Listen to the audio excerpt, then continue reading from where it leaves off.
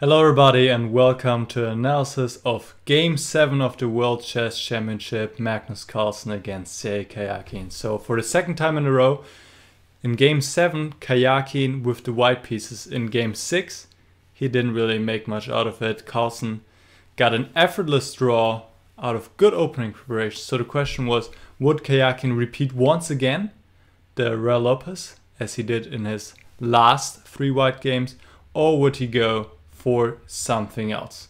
So I would say we get right started, Karjakin, and we see his choice already in move number 1. He's going d4. He is fed up with the Ruy Lopez. He wants to try something else and see what Carlsen has in store against 1d4. Carlsen answers d5 and goes for the Slav variation, c6.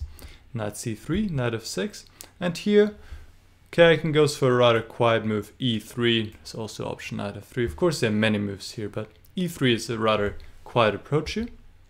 Now a6, bishop d3, and in fact now the players are transposing to a line of the Queen's Gambit accepted. Both players have lost the tempo though. Black has played c6 and now is playing c5, but on the other hand, white has played bishop d3 and then took on c4. And the players have transposed to a line of the Queen's Gambit accepted, in which white has already committed to playing the move knight c3, which he doesn't always want to play. Or well, in the usual Queen's Gambit accepted, white has other options as well and doesn't necessarily go knight c3. Castle, b5. Here white has many bishop moves. Bishop b3 and bishop d3 are the more often played moves, but the most popular one and the one chosen by Karjakin's move, bishop e2, retreating all the way to e2 and not running into any possible attacks with c4. Now bishop b7, d takes c5, and here Carlsen shows once again good opening preparation. He had prepared this position and he deviates from the 2 main moves, which are queen takes d1 and bishop takes c5, and goes knight c6, which is a move that has been only played about under 10 times compared to the other 2 moves, which have been played dozens of times. And he's showing off his opening preparation here, and of course surprising Karjakin with this move, who plays well,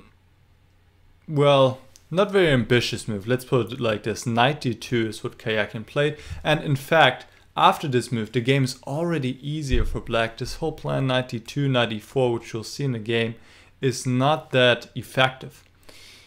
There was an interesting line here that goes queen takes d8, exchanging queens, and then going a4.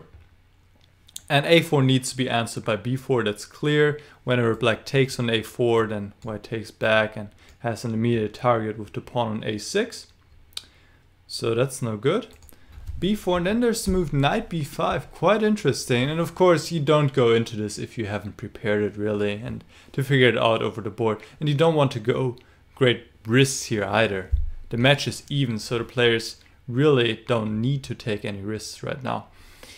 But this is interesting. Here black actually should not take on b5. Because here after a takes b5, black should give back the piece right away, because otherwise these pawns will cause some trouble. So bishop takes c5. But it seems that in this position, white can go knight d4 and has a little bit of play here, a little bit of an advantage. And if black takes now, well, on the one hand, black gets this nice square on d5, that's true. But on the other hand, white has the bishop pair and also here a slight edge, I would say. Supported by computer analysis, of course, as always. But here, knight e4 is an alternative. And just to point out, nothing of this happened, but it was an interesting alternative to what happened in the game. And knight e4 is better. And here, actually, also white is forced to sacrifice a piece because the knight is trapped on a6. But white will win another pawn on f7, and this is also quite unclear, probably about equal. Like I said, you don't go into this if you haven't prepared it. But I just want to show you guys what was possible. And that would have been a more ambitious try. Another move you can play is go a3, prepare b4. So let's say bishop takes c5. But white doesn't have any advantage here. But at least it's not white who's fighting for equality, because this is how it feels like after knight d2, in fact, what Karjakin played. Bishop takes c5. Now we see his idea, bringing the knight to e4 and targeting the bishop on c5. And the bishop just retreats all the way back to e7. And we see this typical situation where the bishop and the knight are kind of neutralizing each other, controlling many of each other's squares. Now b3, knight b4, good move by Carlsen, targeting this knight on e4, and Karjakin goes bishop f3, and here Carlsen played rather quickly the move castle and missed a chance to press. He could go for f5 here, it's very interesting, and not be afraid of knight d6 check, which, true, it gains white the bishop here, but the concrete situation is such that with the active black pieces, white has to solve some problems, and one sample line could go rook a7, a3, now queen takes d1, rook takes d1, and bishop f6, first forcing the rook to b1 and then taking on b7. We have this position in which, well, black's just a little bit better because of the better pawn structure and the better bishop, and can try for a little bit. Of course, it all should lead to a draw in the end, but it's certainly white who has to make the draw and who has to show how he's making the draw. So knight d6, maybe it's not even the best move here. Maybe white should just retreat to d2 and then bishop takes f3, knight takes f3. Once again, we see exchanges here, but don't be fooled by the symmetry of the position. Black has a little bit of pressure and can try. And I mean, these are the positions that Carlsen has played before in the match, these kind of equal positions where he has a little bit of potential, a little bit of play, and he has shown that he can create opportunities there and create chances.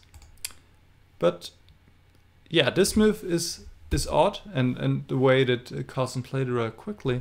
And after bishop a3, he plays another odd move, which you can call a mistake, but it would probably go too far. And I'll tell you why later on. Here he played the move rook c8, and completely ignoring white's idea, which is to go knight f6, which happened in the game after rook c8. And if you want to stop that, you just go rook b8. You just protect the bishop on b7. And, well, the position is equal. But after rook c8, suddenly black has to,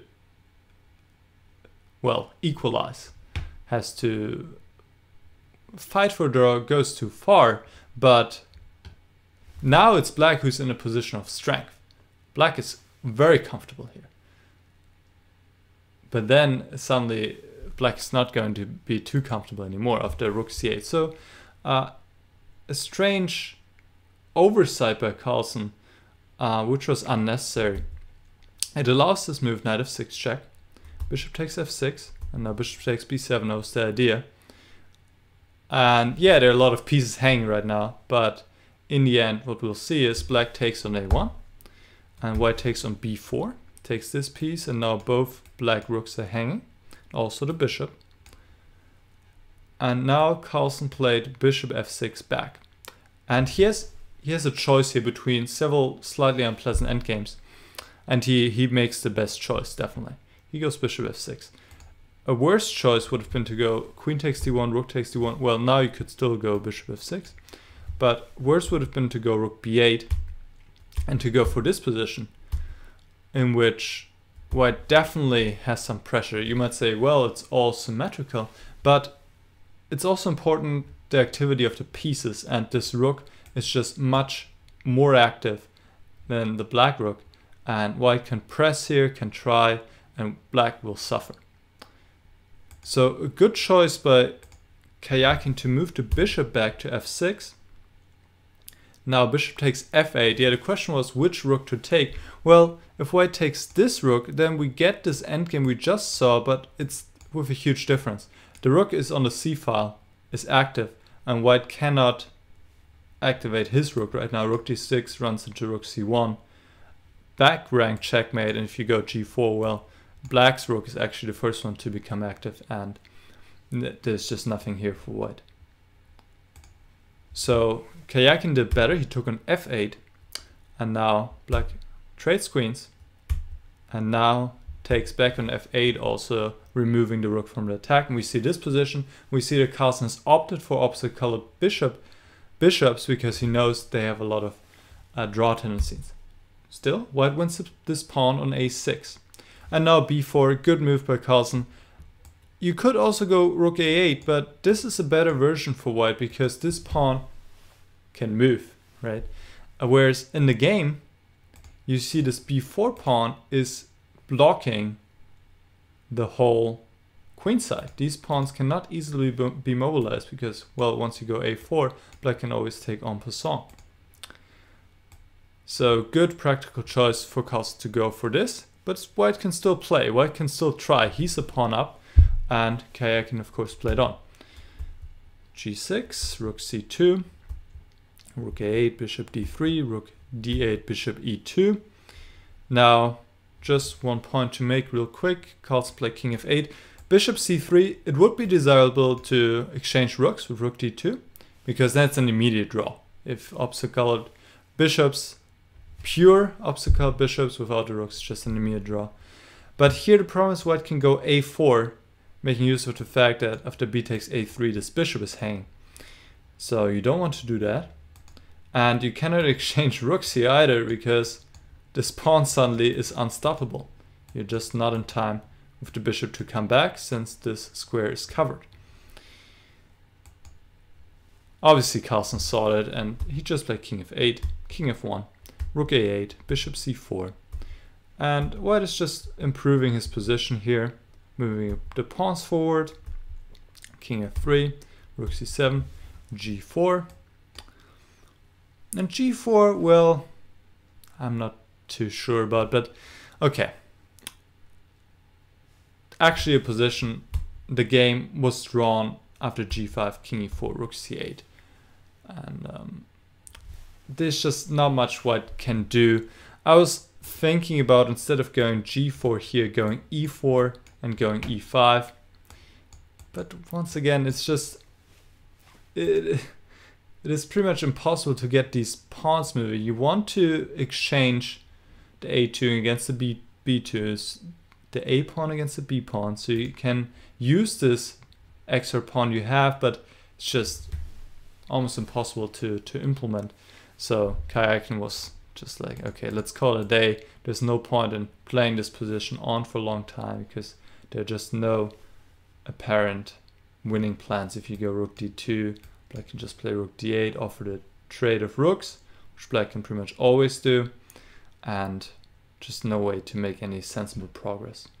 So that's why I said earlier this move rook c8 that Carlsen played, which was a strange move. Well, in the end it didn't change anything, because he managed to get into his endgame, which was worse. He's a pawn down, but white can't do anything. His queen side is locked, is fixed, and even though white is more comfortable and white is making the draw out of a position of strength, it doesn't really matter. A draw is a draw. So once again, just like in game 6, you could say Carlsen is able to neutralize Karjakin's opening effortlessly, achieves pretty much effortless draw, which he made a little bit more difficult than he needed it to be. He actually could have put on pressure by playing this move f5 instead of castling, but he missed that. And yeah, the double white of Karjakin was completely without any impact. And now it's going to be Carlsen again with the white pieces, and he has 3 white games left in the last 5 games. The match is still even, so far 7 draws, but of course the excitement is just rising and rising with every game, because one slip, one mistake could be, well, game over pretty much. Alright, I hope you guys enjoyed this quick analysis, and I'll see you again tomorrow. Goodbye.